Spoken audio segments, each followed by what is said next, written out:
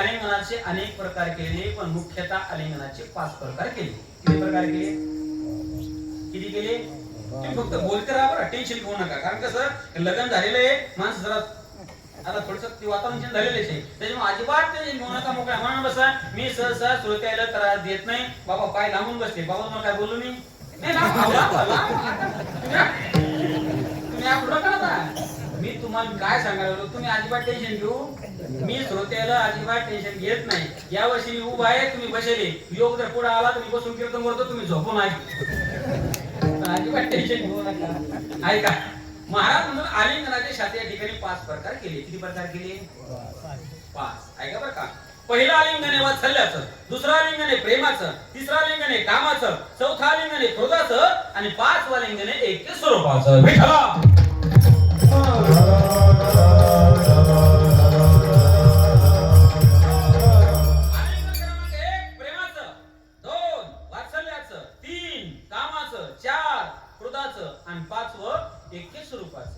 महाराज वात्सल्याचं आलिंगन कोणी कुणाला दिलं होतं, प्रेमाचं आलिंगन कोणी कुणाला दिलं होतं, कामाचं आलिंगन कोणी कुणाला दिलं होतं, क्रोधाचं आलिंगन कोणी कुणाला दिलं होतं आणि ऐक्य स्वरूपाचं आलिंगन कोणी कुणाला दिलं होतं. एका वाक्यात जोड्या लावा किंबहुना जुळवा. ए पिलू आलिंगन क्रमांक 1 वात्सल्याचं. कुठलं आलिंगन? वात्सल्याचं. वात्सल्याचं आलिंगन कोणी कोणाला दिलं होतं महाराज? वात्सल्याचं आलिंगन दिलं होतं मा यशोदेने कृष्ण परमात्म्याला. ज्यावेळेस उकळाला बांधलं होतं, उकळ ओढलं होतं, ते वृक्ष खाली पडले होते. परमात्मा या ठिकाणी महाराज पाहण्याकरता ती धावत आली होती. माझ्या लेकराला काही झालं तर नाही, आणि धावत येऊन तिनं आपल्या लेकराला जवळ घेतलं आणि आलिंगन दिलं. कोणतं आलिंगन? बोला, कोणतं आलिंगन? वात्सल्याचं. आलिंगन क्रमांक 2 प्रेमाचं. प्रेमाचं आलिंगन कोणी कोणाला दिलं होतं? प्रेमाचं आलिंगन दिलं होतं मला सुदाम दिली कृष्ण परमात्म्याला. दरमुक्काम आले. महाराज आल्याच्या नंतर परमात्म्याला आवाज दिला, तो धावत आला, त्यानं आलिंगन दिलं. कोणतं आलिंगन? प्रेमाचं. आता कथा मोठ्याला येतात, पण महाराज कथा समोर वेळ वाया घालणार नाही. प्रेमाचं आलिंगन. तिसरं आलिंगन आहे कामाचं. संसारी जीवाला ज्ञात आहे. आणि चौथं आलिंगन आहे महाराज क्रोधाचं. कोणतं आलिंगन आहे? क्रोधाचं.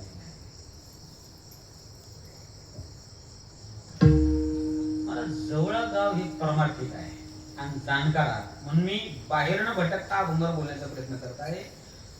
आलिंगन चौथं आहे क्रोधाचं. क्रोधाचं आलिंगन कोणी कोणाला दिलं होतं?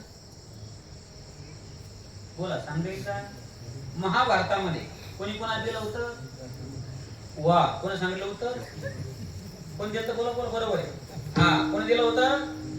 धृतराष्ट्राने भीमाला.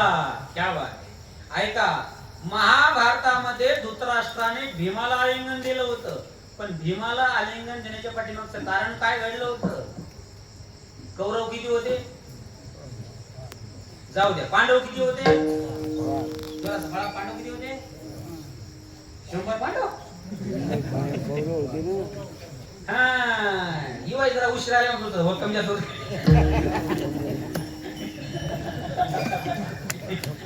ऐका, होते कमी जास्त. काय माहितीये, कधी एकदम रेस मध्ये गाडी टपायला टाइम लागतो ना. मला पांडव होते 5 आणि कौरव होते 5. 100 होते कौरव. बरोबर आहे की नाही? 100 कौरव होते आणि 5 पांडव होते. महाराज 100 कौरव होते, पण तरी या ठिकाणी विजय कोणा झाला होता? पांडवाचा झाला होता. येतो धर्म तत्व जया. हा, ज्या ठिकाणी धर्म असतो ना, त्या ठिकाणचा विजय हा निश्चित असतो. फक्त विजयाला वेळ लागतो. आपली व्यवहारातले मन आहे, होईल त्रास, पण गुण मात्र बोला ना हमखास. बरोबर आहे का नाही? पण 100च्या 100 कौरव ज्यांना मारले होते ना, त्याचं नाव होतं भीम. त्याचं नाव काय होतं? भीम होतं. भीम. बरं का? भीमानं 100 कौरव मारले होते. विचार करा, आपल्या लेकराला जर सापट मारले तर माणसाला राग येतो. ज्याचे 100 कौरव मारले त्याला राग कमी आला असेल का? पण शोकांतिका होती, त्याला दिसत कोणाला? धृतराष्ट्राला. महाराज दिसत नव्हतं. महाराज दिसत नव्हतं म्हणल्यावर झाला विषय असा, या धृतराष्ट्रानं अशी नीती आखली. कशी नीती आखली बघा, की म्हणले या भीमाला मारायचं, पण कसं मारायचं? यानं पत्र लिहिलं कोणाला? पांडवाला. हे पांडवांनो, फार मोठा विजय तुम्ही प्राप्त केला. मला असं वाटतं प्रत्येकाला जवळ घ्यावं, आलिंगन द्यावं आणि शाबासकीची थाप तुमच्या पाठीवर टाकावी. धर्मराजाने ज्यावेळेस पत्र वाचलं का, धर्मराजा म्हणला काय काकाचं अंतःकरण कोणाचं? अहो ही अवस्था महात्म्य झाली ना, ज्याचे 100 पोरं मारले ते म्हणते शाबासकी. गीता सांगते ही अवस्था कोणती? सुख दुःख समीकृत्वा लाभा लाभो, ही महात्म्याची अवस्था आहे ना. आनंद झाला. पांडव धृतराष्ट्राच्या दरबारात गेले आणि दरबारात गेल्याच्या नंतर महाराज पांडवाला या ठिकाणी सेवकांना सांगितलं, महाराज पांडव आपल्या दरबारामध्ये हजर आहे. या पांडवांनो, मला असं वाटतं प्रत्येकाला जवळ घ्यावं, आलिंगन द्यावं, शाबासकीची थाप तुमच्या पाठीवर टाकावी. पण पांडवांच्या सोबत पांडवांचा पाठीराखा होता ना, त्याचं नाव काय होतं? महिला म्हणजे त्याचं नाव काय होतं? तुम्ही डोळे लावू नका पण, हो झोपी जाऊ नका, डोळे लावू नका. तुम्ही लय वरण हाणलं वाटते आजचं. ऐका, पांडवांचा पाठीराखा होता ना परमात्मा, परमात्मा सोबत होता. परमात्म्याने या ठिकाणी मला तो विचार केला, एवढं विशाल अंतःकरण धृतराष्ट्राचं होणं शक्य नाही, पण ज्या अर्थी शाबासकी द्यायची म्हणते त्या अर्थी कुछ दाल में, बोला बोला, कुछ दाल में, कुछ दाल में काला नहीं, आखी दाल ही काली आहे. झाला विषय असा महाराज, धृतराष्ट्र म्हणला पांडवांना चला. पांडव निघाले, पण नेमकं याला गाठायचं कोण होतं? बोला, कोण गाठायचं होतं? कोण गाठायचं होतं? भीम गाठायचा होता ना. यानं सांगितलं पांडवांना येताना या, पण आपलं नाव सांगा मग पुढे या. काय सांगा? नाव सांगा आणि मग पुढे या. देवाने विचार केला शाबासकी द्यायची, नाव सांगण्याची काय करायची? ज्या अर्थी नाव सांगा म्हणते त्या अर्थी काहीतरी याच्यामध्ये ज्यावेळेला असं बोलण्यामध्ये आलं त्यावेळेस मात्र सुरुवातीला नकुल म्हणला, का श्री मी नकुल आहे. नकुल, सहदेव, युधिष्ठिर आणि अर्जुन सर्व नाव सांगितले, समोर गेले, प्रत्येकाला आलिंगन दिलं, शाबासकी थाप टाकली, समोर सरकवले. नंबर आला कोणाचा? भीमाचा. वा, भीमाचा नंबर आला. भीम समोर सरकला, सांगितलं काका श्री मी भीम आहे. आंधळा धृतराष्ट्र म्हणला तुझीच वाट पाहून राह, आणि तुझ्या करता जो डाव आखला मनातल्या मनात म्हणला. पण ज्या वेळेला भीम छाती काढून चालला का, त्यावेळेस देवाने सांगितलं भीमा छाती काढून नको, तो आता पंक्चर होणार आहे. भीम निघाला, पण भीमाची नजर महाराज देवाकडे गेली. कोणाकडे गेली? देवाकडे नजर गेली. त्यावेळेस देवाने इशारा केला, भीमा जाऊ नको. जर गेला, लक्ष नाही का बरं का, जर गेला तर गेला, गेला तर गेलाच. बरोबर आहे का नाही? गेला तर गेलाच तू महाराज. जाऊ नको म्हणल्यावर याने इशारा केला, जाऊ नको तर करू काय? देवानं साईडला हात केला. साईडला काय होतं? लोखंडाचा पुतळा होता. कोणाचा होता? भीमाचा होता. कुणी तयार केला होता? या दुर्धरानं तयार केला होता महाराज. तो पुतळा समोर कर, या बहादराचा पुतळा समोर केला. धृतराष्ट्राने असा पुतळा दाबला की पुतळ्याचं पीड झालं. कशाचं? बोला कशाचं?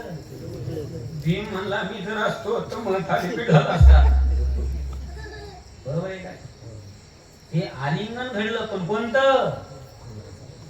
क्रोधाचं आलिंगन घडलंय महाराज. हे महाभारतातलं आहे. महाभारत सोडा, भारतात या. भारतात ते आलिंगन कोणा दिलं होतं? ते आलिंगन दिलं होतं राजा छत्रपती शिवरायाला. अफजल खानने आलिंगन दिलं होतं. ज्यावेळेला स्वारी आली होती महाराजांची. जाऊ दे आता, ऐका टाइम आपला जमलेला आहे. मला काय सांगायचंय, ज्या वेळेला स्वारी आली होती त्यावेळेस मात्र याने काय आलिंगन दिलं होतं. महाराजांनी सुद्धा महाराज वाघ नाही काही पाडला होता. बरोबर आहे की नाही? कोणतं आलिंगन? क्रोधाचं. पण आपल्या अभंगात जे आलिंगन आहे ना, ते आलिंगन ऐक्य स्वरूपाचं. त्या आलिंगनाचा परिणाम काय? अभंगाचं पहिलं चरण.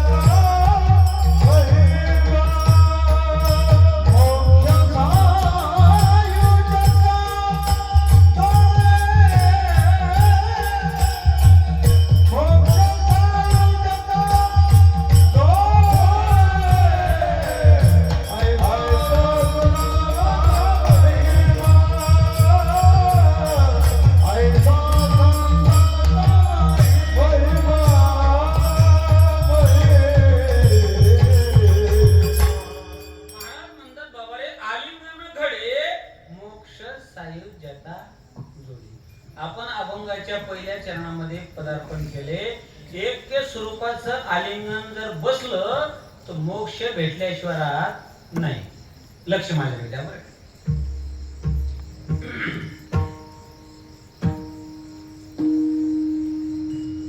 आताचा फार सुकाळी. जुना काळ असा होता महाराज. जुन्या काळामध्ये जर एखाद्या गावाला सप्ताह असला, मला चांगलं आठवते, जवळ्यात सप्ताह पर्यंत राहतात. पंचक्रोशी सप्ताह नसे बरं का, जवळ्याचा सप्ताह फेमस होता. बरोबर आहे का नाही महाराज? सप्ताह जर असला आणि शेवटची जर महापंगत असली आणि ती पंगत जर बुंदीची असली तर पंचक्रोशीतून माणसं गोळा व्हायची. कशा करता? कशा करता? फक्त जेवण्या करता. एवढा दुष्काळ होता महाराज. किती दुष्काळ सांगू तुम्हाला? जरा पुढचं बोलू का? तुमचं नाही सांगत बरं का, मी माझ्या लहानपणाचं सांगतो. घरात जर चपाती केली तर सकाळच्या घरी दोन भावाचे भांडण लागायचे. बरोबर ना? कशा करता? चपाती खाण्याकरता. अहो चपाती का लई मोठी गोष्ट आहे का? ती चपाती आता मला कुत्रे खायला. बरोबर आहे का नाही? ती चपाती आता कुत्रे. जमाना लय बदलला ना. जमाना एवढा बदलला. किती बदलला? एवढा बदलला महाराज. पूर्वीचे लोक धोतर घालत होते. धोतराचे लोक पॅन्टीवर आले. पॅन्टीवरचे लोक नाईट पॅन्टीवर आले. नाईट पॅन्टीवरचे लोक बरमुड्यावर आले. आता लोक कदुड्याला नाही मिळालं नाही. आता का नुसता करदुडाच घालतात काही कळत नाही. एवढा काळ बदललाय महाराज. बरोबर आहे का नाही? ऐका, जुन्या काळ होता महाराज. आणि जुन्या काळात महाराज एक माता मावली आपल्या लेकराला सण असल्यामुळे काहीतरी गोडधड खाऊ घालावं म्हणून महाराज तरी काय 4 घरची उसळी डाळ मागितली, साखर मागितली, सुंदर पुरणाची पोळी केली आणि खाऊ घातली. ऐका बरं, मी माझ्या अभंगाच्या बाजूला अजिबात जाणार नाही, पण अभंगातला विषय बोलल्याशिवाय राहणार नाही. ज्या वेळेला मला सुंदर पुरणाची पोळी केली, लेकराला खाऊ घातली आणि लेकराने प्रश्न केला, आई अगं याला काय म्हणतात? त्या आईने सांगितलं, बाळा याला पुरणाची पोळी म्हणतात. काय म्हणतात? आजी, ती झोपलेली आजी, आजी डोळे लावू नका, याला काय म्हणतात? इकडे ऐका, याला काय म्हणतात? पुरणाची पोळी म्हणतात. आई मला ही पोळी वारंवार हवी आहे. लेकरा मला त्या ठिकाणी संध्याकाळी पोळी खाल्ली, रात्रभर झोपलं, सकाळी उठलं, आई पुरणाची पोळी. आईनं राहिली तिला त्या लेकराला खाऊ घातली. दिवसभर खेळलं, संध्याकाळी आईने सांगितलं या ठिकाणी त्यानं, आई मला पुरणाची पोळी हवी. परत पुरणाची पोळी. आईने सांगितलं, बाळा आता तुला मी पुरणाची पोळी देऊ शकत, बोला देऊ शकत, देऊ शकत नाही म्हणल्यावर झाला विषय असा. लेकरांनी सांगितलं, मग मी भाकरी खाऊ शकत. एक नाही, दोन नाही महाराज, 2-4 दिवस लेकरू उपाशी राहिलं, कासावी झाले प्राण. आई रडू लागली, बाळा रे असं करू नको, माझ्या जीवन जगण्याला आधार तू फक्त एकुलता एक आहेस, रडू नको महाराज. का? या जगामध्ये निस्वार्थ प्रेम करणारे एकमेव जर पात्र कोणतं असेल तर फक्त त्याचं नाव आई आहे बरं. महाराज म्हणतात, ऐशी कळवळ्याची जाती करी लाभा विन प्रीती. लाभाच्या व्यतिरिक्त प्रेम करणारी एकमेव जात जर कोणती असेल त्याचं नाव आहे. अरे लाभाशिवाय कीर्तनकार येत नाही. बरोबर आहे की नाही? एवढं प्रेम असते कोणाचं? आईचं. आई रडू लागली, रडत असताना योगायोगाने महात्म्याची गाठ पडली. महात्म्याने सांगितलं, आई काळजी करू नको, तुझ्या लेकराची व्यवस्था मी करून दिल्याशिवाय राहणार नाही. एक काम कर, जवळच एक गाव आहे, त्या ठिकाणी एक संत आहे, ते संत शांत आहेत, श्रीमंत आहेत, त्यांचं नाव आहे शांती ब्रह्म एकनाथ महाराज. त्यांचं गाव आहे कोणतं? बोला, पैठण. त्या ठिकाणी जा, तुझी इच्छा पूर्ण झाल्याशिवाय राहणार नाही. महाराज आईने लेकरू उचललं, लगभग महाराज नाथ बाबा दरबारात घेऊन गेले. नाथ बाबाच्या घरी दररोज सकाळी आणि संध्याकाळी देवाला नैवेद्य असायचा. कशाचा? पुरणाच्या पोळीचा. नाथ बाबाच्या घरी मला ती आई घेऊन आली. सेवकांनी सांगितलं, आई कशा करता आली? मला बाबाला भेटायचंय. बाबा जवळ आले. नाथ बाबांनी विचारलं, अगं आई काय काम आहे? बाबा माझं एवढं लेकरू फक्त तुमच्या पदरामध्ये घ्या. राहू दे आमच्याकडे. सकाळच्या वारी काकडा आहे, त्यानंतर ज्ञानेश्वरी पारायण आहे, त्यानंतर गाथा भजन आहे, त्यानंतर रामायण आहे, त्यानंतर हरिपाठ आहे, त्यानंतर कीर्तन आहे, रात्रीचा जागर आहे.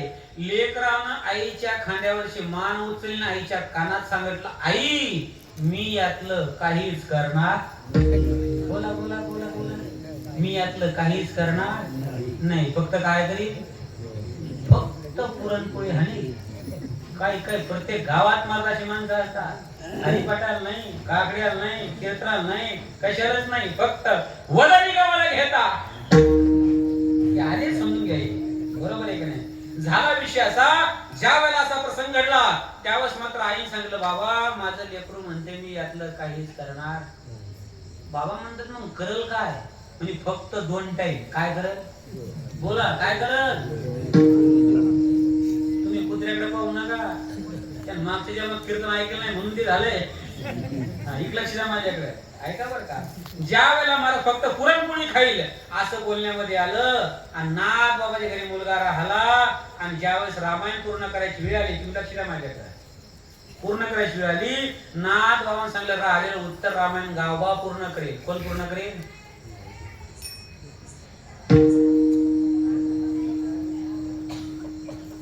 देवकावाले बोलू नका, गपचूप जाऊ दे आपलं देव. सावकाश. विठ्ठला विठ्ठला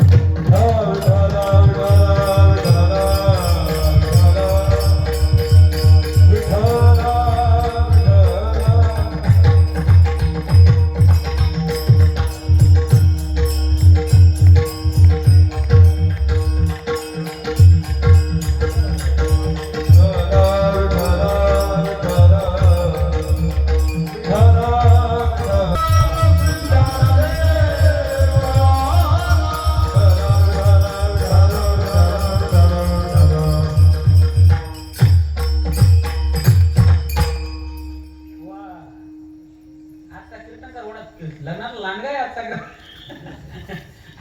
ऐका मला काय सांगायचंय बघा, ज्या वेळेला मला नाथ बाबाच्या घरी तो मुलगा आणला, तुम्ही लक्ष द्या माझ्याकडे बरं का.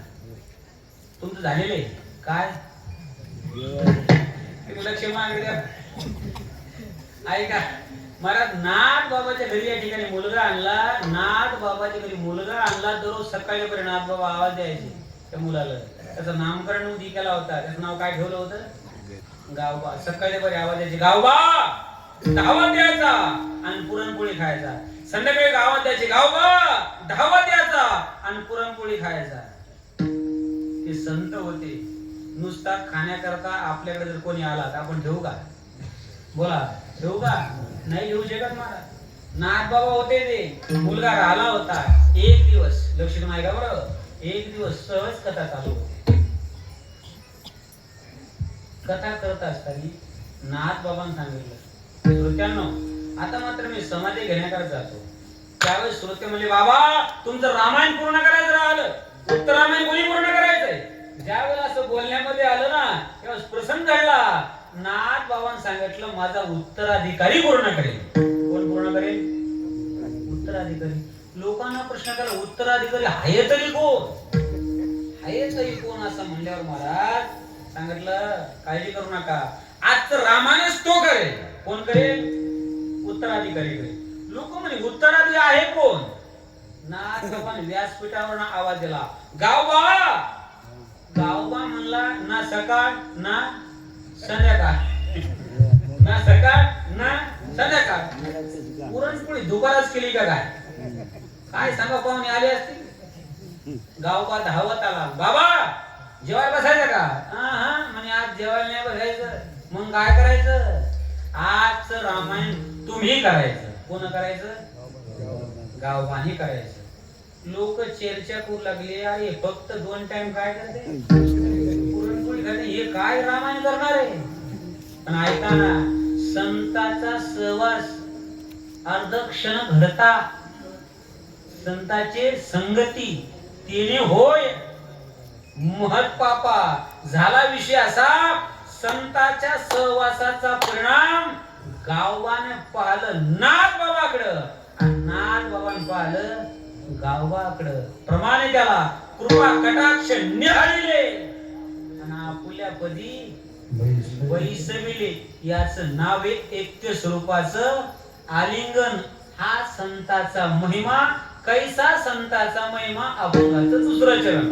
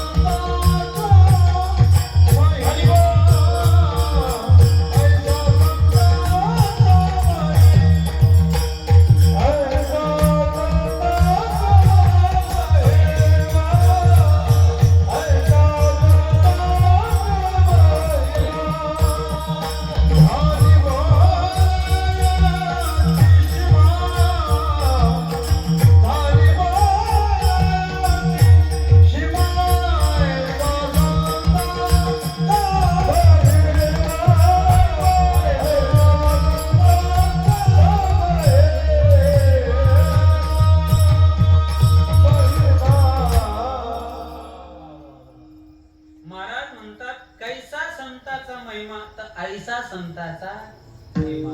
संताच्या सहवासात नुसते तुम्ही राहिले तरी तुमचा उद्धार झाल्याशिवाय राहत नाही. आलिंगन घडे मोक्ष सायुज्यता जोडे. पण आता यातला बारीक चिकित्सक विचार मांडतो बरं का. शास्त्रकाराने मोक्षाचे अनेक प्रकार केले पण मुख्य 4 प्रकार केले. किती प्रकारचा मोक्ष आहे? 4 प्रकारचा मोक्ष. पहिला मोक्ष कोणता आहे? बरं जाऊ दे. पहिला प्रश्न करतो. मोक्ष मोक्ष म्हणजे काय? बोला. मोक्ष कशाला म्हणतात? म्हणा हे जर कळालं असतं तरी चांगलं असतं. मोक्ष कशाला म्हणतात? अत्यंतिक दुःखाची निवृत्ती आणि परमानंदाची प्राप्ती. याचं नाव काय आहे? मोक्ष. पण प्रश्न असा आहे मोक्षाचे 4 प्रकार पडतात. सलोकता, समीपता, स्वरूपता आणि चौथा मोक्ष कोणता आहे? वा क्या बात. चौथा कोणता मोक्ष आहे? सायुज्य नावाचा मोक्ष आहे बघा. संताच्या आलिंगनामध्ये कोणता मोक्ष भेटतो? महाराज म्हणतात आलिंगन घडे मोक्ष सायुज्यता जोडे. सायुज्य नावाचा मोक्ष भेटो. ऐसा संताचा महिमा झाली बोला याची सेवा. आणि त्या संताचं जीवन एवढं व्यापक असते महाराज. संत महात्मे जीवाचं हित होण्याकरता आटोकाट प्रयत्न करतात. किती प्रयत्न करतात? संत महात्मे विनंती करतात, सावध होऊन सांगतात. महाराज म्हणतात संत महात्मे विनंती कशी करतात? काकड्यातले प्रमाण आहेत ना. किती विनंती करतात?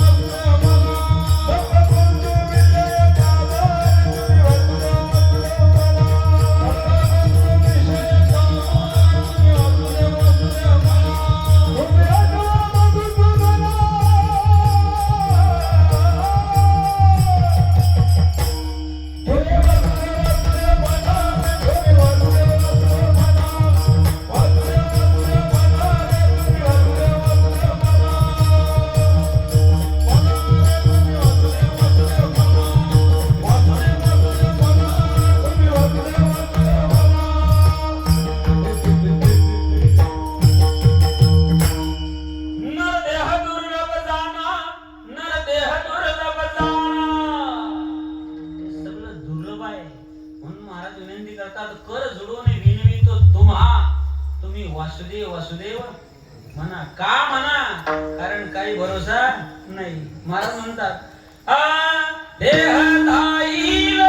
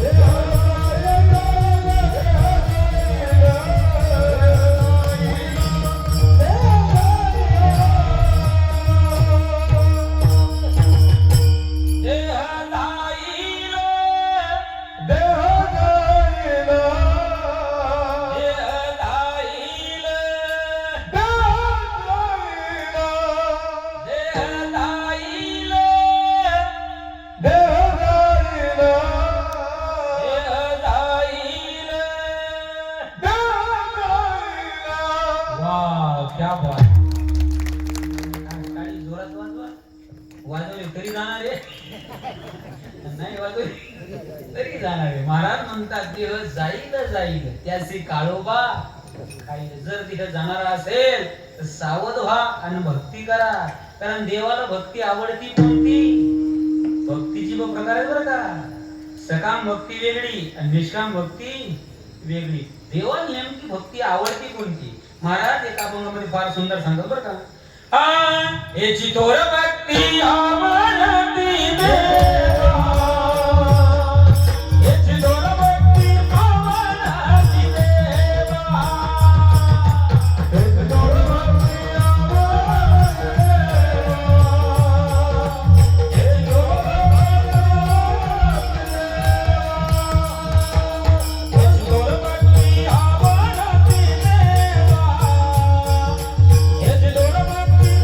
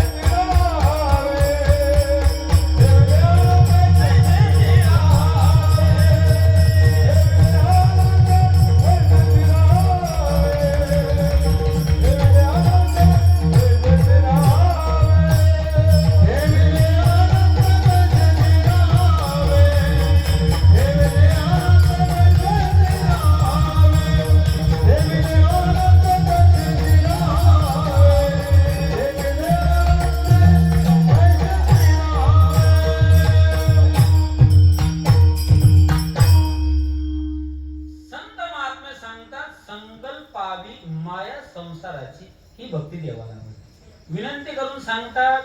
अतिशय महाराज सायास करून या ठिकाणी महाराज त्या जीवाला भक्तीच्या मार्गावर ओढण्याचा प्रयत्न करतात. संत महात्म्या जीवन अतिशय व्यापक आहे, एवढं व्यापक आहे, एवढं व्यापक आहे. महाराज म्हणतात तीची माझी हित करीती सकळ. संत महात्म्याचे हित करतात, बाकी कोणी करत नाही. महाराज म्हणून म्हणतात ऐसा संताचा महिमा. नेमका कैसा संताचा महिमा? संताचा महिमा असा आहे देवापेक्षाही मोठा आहे. देवानेही दूध काढलं नंदीचं पण जिवंत. लक्षात आहे का बरं का? देवाने दूध काढलं पण नंदीचं पण जिवंत. आणि तुकाराम महाराजांनी दूध काढलं नंदीचं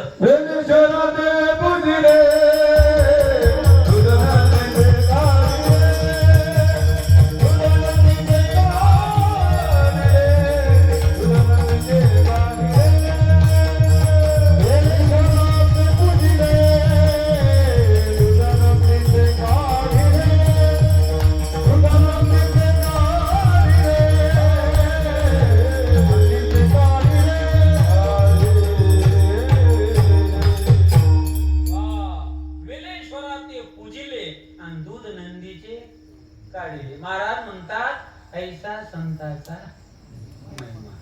तुम्हाला प्रश्न करतो महिमा का म्हणतात? कारण संताचं जीवन व्यापक आहे. साधी गोष्ट आहे. लाईनचा शोध कोणी लावला नाही सांगता. विमानाचा शोध कोणी लावला? त्याचं नाव राईट बंधू. काय नाव आहे? राईट बंधू. मला सांगा पृथ्वी फिरते का सूर्य फिरतो? काय फिरते? म्हणतात मंडप फिरायला पहिल्यापासून आता मंडप काय लग्नापासून चक्रमोत केला कार्यक्रम बरोबर आहे का? काय असते माहितीये का? लग्न आणि सप्ताह हे दोन्हीचं कॉम्बिनेशन एक येतच नाही. कारण हे सांगते मुक्तवान, ते म्हणते अडकून जा. बरं तो कार्यक्रम आहे अडकवायचा नाही, हो कार्यक्रम आहे मुक्त करायचा. हे कुठं कॉम्पिटिशन लागा. बरोबर आहे का नाही? तुम्ही अडकवण्याचा कार्यक्रम ऐकला मुक्त हानिकला येऊन टेकली कसं काय शक्य आहे? आता कुठल्याही गोष्टीचं वातावरण असते. आता याही वातावरणामध्ये हे वातावरण एवढं सोपं नाही. ऐका लक्षात काय सांगू ना मी? हा पृथ्वी फिरते का सूर्य? पृथ्वी फिरते सूर्य फिरत. पण ज्यानं शोध लावला ना त्याचं नाव गिरिदुख आहे. पण ऐका ना, हे सगळे शोध मोहीम 1819च्या पुढचे, बरोबर आहे की नाही? तुमच्या लहानपणी खेडेगावात लाईन होती का? नव्हती ना, नव्हती लाईन महाराज. आमच्याच लहानपणची गोष्ट आहे. नेमक्याच टीव्ही आल्या होत्या, बरोबर आहे की नाही? आणि त्या टीव्ही कोणत्या होत्या? Black and white. आणि त्याला राहायचा अँटिना वरी, बरोबर आहे की नाही? ती लेन्स गेली नुसत्या मुंग्या, बरोबर आहे की नाही? एक वरी जायचं आणि एक खाली राहायचं. ते म्हणजे फिरव शेंगावर फिरव. ते म्हणजे आली ते आली का अरे गेली, म्हणजे असा कार्यक्रम सुरू राहतो, बरोबर आहे का नाही? महाराज फार बिकट कार्यक्रम आहे, बरोबर आहे की नाही? पृथ्वी फिरते का सूर्य फिरतो याचा शोध माऊली ज्ञानोबरायाने 4थ्या अध्यायामध्ये लावलेला आहे, बरोबर आहे की नाही? कोणती ओवी येते? ओवी कोणती आहे? ओवी कोणती? आता बोल होती माझ्या, अहो आता होती माहिती नव्हती. कोणती ओवी येते? हाली उदो असताची प्रमाणे जैसे न चालता सूर्याचे चालणे तैसे निष्कर्मेत्व जाणे कर्मीची असता. माऊली ज्ञानोबराय म्हणतात उदो असताची प्रमाणे, पण जैसे न चालता सूर्य चालत नाही. सूर्य चालत नाही, पृथ्वी भ्रमण करते. याचा शोध ज्ञानोबरायनं त्या कालखंडात लावला. कोणत्या? 1212 तै टीका केली ज्ञानेश्वरे सच्चिदानंद बाबा आजरे लेखक झाला. त्या कालखंडात केली. कोणत्या कालखंडात? 1200. म्हणून महाराज म्हणतात ऐसा संताचा महिमा कैसा. तिसरा जरा तिथे पर्व काळ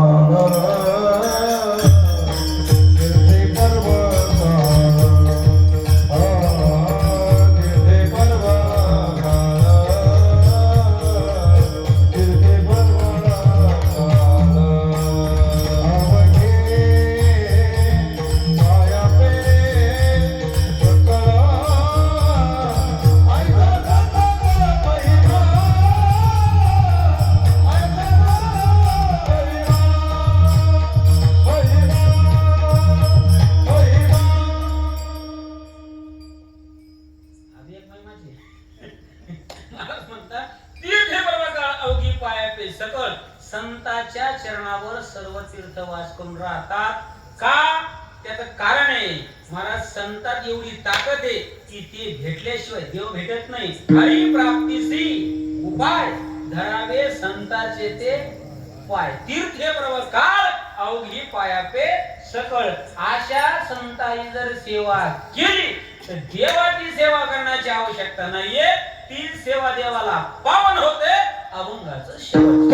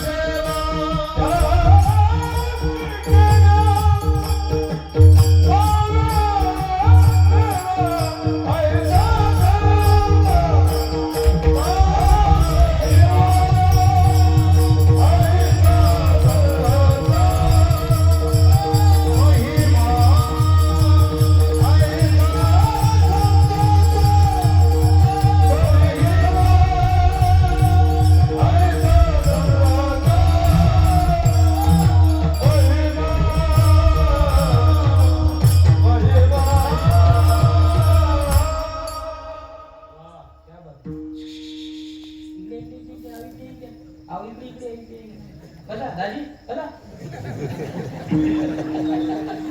तुम्ही कुठे चालले घरी तुम्हाला नागर धरायचा का जाऊन मला हो नाही मागची दाजी पुढे येऊ आहे तुम्हाला सुतन बुतन करायचं की तुम्हाला ऐका लक्ष देऊन ऐका महाराज तुका म्हणे देवा त्यांची केल्या पावे सेवा काय माहितीये का आता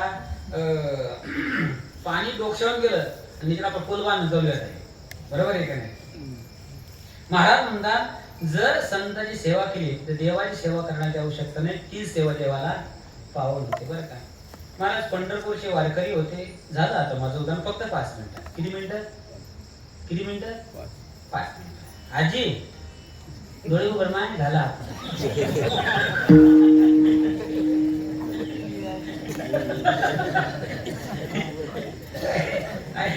ऐका कोणती आजी त्या आजीला पाहू नका ती आजी नाही दुसरी आजी फक्त मी इकडे घडलं मी इकडे पाहिलं काय चॅप्टर माणसं आहे बा महिन्यामुळे ते लय हुशार बा मी आता इकडचे पट्ट झोपली मी इकडे पाहिलं ना झोपली कोण झोपायला आता तू हात नंबर आहे काय आपलं कीर्तन आपलं सुरू व्हायला पाहिजे होतं मग काय गंगाराम वेगळा असता विठला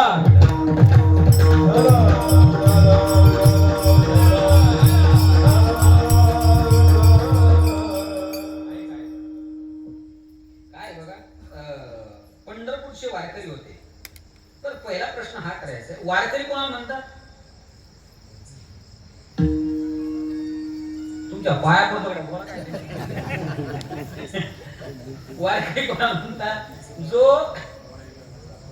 वारीला जाणार वारकरी शुद्ध एकादशीला महाराज या ठिकाणी कार्तिकीला पंढरपूरला आणि आषाढीला आळंदीला त्याचं नाव काय काय वारकरी हुशारी आपले अहो आषाढीला पंढरपूरला आणि कार्तिकीला एकादशीला त्याचं नाव काय ह्यो वारकरी पण टेम्परवारी वारकरी कसा वारकरी हो टेम्परवारी वारकरी ओरिजिनल वारकरी कोणाला म्हणतात शुद्ध एकादशीला पंढरपूरला आणि वैद्य एकादशीला आळंदीला याचं नाव काय वारकरी महाराज आम्ही गुरुवार जयराम महाराजांकडे राहिलो जयराम महाराज भोसले सिद्धबेट ज्यांना नाव माहित असेल एकदम ओरिजिनल मला कडकडीत वैराग्य म्हणजे जयराम बाबा होते त्यांच्याकडे आम्ही राहायला होतो जयराम बाबा कोणापुढेच वाकले नाही पण महाराज भिशे वारकरी होते अजून वारकरी भिशे वारकरी अन्नाला माहित असते तुम्हाला माहित असते महाराज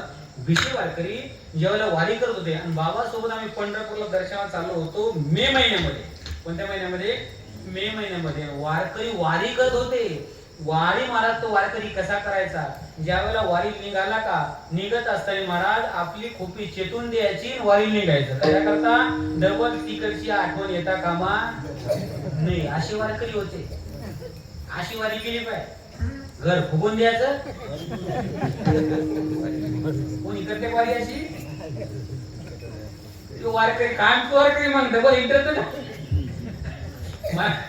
असे वारकरी होते बाबा त्या वारकऱ्याच्या रस्त्यात उतरून पाया पडायचे ते वारकरी म्हणे बाबा मी तुमचा शिष्य त्यावेळेस गुरुवर्य बाबाच्या मुखातलं वाक्य होतं भिशोबा जरी तुम्ही माझे शिष्य असाल पण माझ्यापेक्षा तुमचा अधिकार मोठा आहे का तुम्ही वारकरी आहात पंढरीचे वारकरी ते अधिकारी मोक्षाचे म्हणून तुम्ही श्रेष्ठ आहात असे पंढरपूरचे वारकरी पंढरपूरला निघाले फलटणला लिंबाळकर पाटलागिरी मुक्काम पडला आणि महाराज सुंदरपैकी उन्हाळ्या दिवसामध्ये कशाचा मोसम असतो कोणत्या फळाचा बोला काय मोसम असतो आंब्याचा का खंब्याचा तुम्ही खंब्याचा मोसम पाहिला असा ना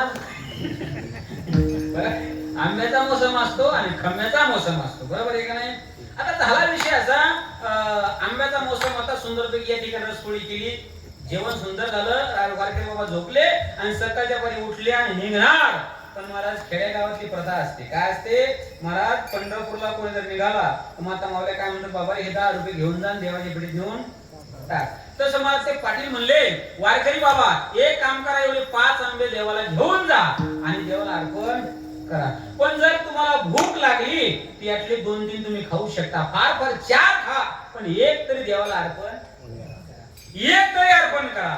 असं ज्यावेळेस बोलण्यामध्ये आलं का, वारकरी बाबा आंबे घेतले निघाले. मी बोलत आहे अभंगाच्या शेवटच्या चरणावर. शेवटचे चरण काय म्हणते, तुका म्हणे देवा त्यांची केल्या पावे सेवा. विचार बोलतो बरं, लक्ष द्या. आंबे घेऊन निघाले, वाटाणा भूक लागली म्हणून 2 आंबे खाल्ले. किती खाल्ले? 2 खाल्ले. राहिले किती? 3. पंढरपूरला पोहोचले, पूर्णविधी आटपला, टाइम कमी असल्यामुळे लवकर आटपला. बरोबर ना? 11च्या पुढे मी 1 मिनिट जाणार नाही, पण 11च्या आत 1 मिनिट मी सोडणार नाही. झाला विषय असा, पंढरपूरला पोहोचले, पूर्णविधी आटपला, दर्शनाच्या बारी लागले आणि दर्शनाच्या बारी लागत हळूहळू हळूहळू हळूहळू समोर आले. देवाचं दर्शन घेतलं आणि आपल्या पिशवीतले 3 आंबे काढले, देवाच्या चरणी अर्पण केले आणि निघाले. वा परत परतीची वारी सुरू झाली आणि परत फलटणला आले. त्याच पाटलाच्या घरी मुक्काम पडला. पाटलाने विचारलं, वारकरी बाबा देवाला आंबे दिले का?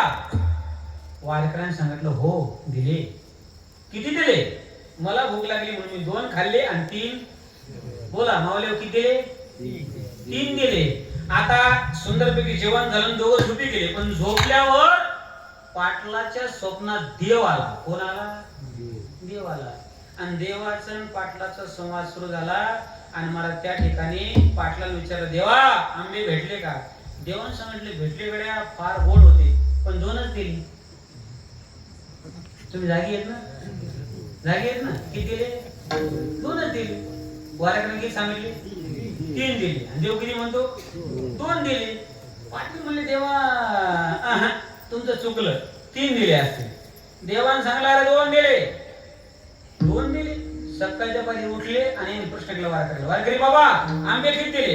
वारकऱ्यांनी सांगितलं, उत्तर तुम्हाला मी काल दिलं आणि आज तुम्ही जर परत प्रश्न केला असेल तर तुम्ही माझ्यावर काय आणला? आणला. जोपर्यंत हा आळ निघत नाही, हा डाग निघत नाही, तोपर्यंत मी इथून हलणार नाही. आणि अन्न पाण्याचा त्याग केल्याशिवाय राहणार नाही. अनुष्ठान मानलं, विनंती केली, वारकरी बाबा जाऊ द्या, नासके आंबे करता येण्याकरता तुम्हाला मी बोललो, जाऊ द्या, चला जेवण करा आणि वारी करता निघा. वारकऱ्यांनी सांगितलं, मी वार या ठिकाणी आघात सहन करणार नाही. कशाचा? आरोपाचा. जोपर्यंत निकाल लागत नाही तोपर्यंत इथून मी हलणार नाही. झाला विषय असा. रात्र झाली, परत झोपी गेले. काम केल्याशिवाय लवकर या ठिकाणी काय देव स्वप्नात आला आणि देवा प्रश्न केला, देवा आंबे किती भेटले? देवाने सांगणार, काल सांगितलं ना मला 2 भेटले, लवकर सांगा. झोपा लागल्या. देवाने सांगितलं, अरे 2 भेटले. पाटलाने सांगितलं, वारकरी 3 म्हणतो, तुम्ही 2 म्हणता, मग ते खरं का हे खरं? देवाने सांगितलं, वारकरी सांगतात ते बी खरं आणि मी सांगतो बोला बोला बोला बोला हे बी खरं. हे बोट किती येतं? बोला किती येतं? 2. हे किती आहे? 1. आणि हे किती आहे? 2. 1 आणि 2. मग 2 आणि 1, 2 आणि 1, मग हे 3 बोट आहेत का? हे बी खरं आणि ते बी खरं. महाराज हे खरं आणि ते खरं म्हणण्यामध्ये देवाने सांगले, डोकं घालू नको, 5 मिनिटं राहिले, लवकर सांगतो. अरे वारकऱ्यानं खाल्ले तेच मला मिळाले. जे माझ्या चरणावर 3 ठेवले ते तर पुजारी घरी घेऊन गेलं. माझं बोलणं कळालं का? तुका म्हणे देवा त्यांची केल्या पावे सेवा. मला संताची सेवा हीच खऱ्या अर्थाने काय? ईश्वर सेवा असते. पण त्या संताची सेवा कोणती असते? आम्ही तेने सुखे म्हणा, विठ्ठल विठ्ठल मुखे. देवाचं नाव घेणं ही खरी काय? भक्ती. विठोबा रखुमा जय विठो.